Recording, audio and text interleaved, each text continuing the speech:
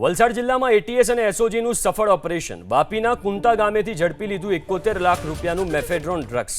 કુંતા ગામે એક ગોડાઉનમાંથી 71 લાખ રૂપિયાનું ડ્રગ્સ જપ્ત કરવામાં આવ્યું છે.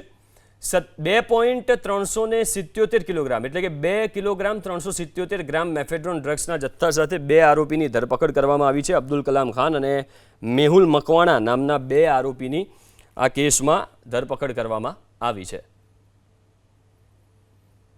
ગુજરાત એટીએસ અને વલસાડ એસઓજીના સંયુક્ત ઓપરેશનની અંદર વલસાડ જિલ્લાના વાપી વિસ્તારના કુંતા ગામની અંદર એક સંયુક્ત ઓપરેશનમાં આ જે ભંગારનું ગોડાઉન છે એની અંદર રેડ કરવામાં આવી હતી. એકે સ્ટીલ સપ્લાયર જે આ ફોર્મનું નામ છે એ ભંગારના જે કામ હોય છે એ કરતું હોય છે, એટલે કે ભંગારનું આ ગોડાઉન છે સ્ક્રેપ અહીંયા લાવવામાં આવતો હતો. પરંતુ જે પ્રમાણે આ બાતમી મળી હતી એ બાતમીને આધારે જે વાત જાણવા મળી કે અહીંયા મેફેડ્રોન લિક્વિડ ફોર્મમાં લાવીને એને સૂકવવામાં આવતું હતું અને ત્યારબાદ એને સપ્લાય કરવાની કાર્યવાહી અહીંથી થવાની હતી.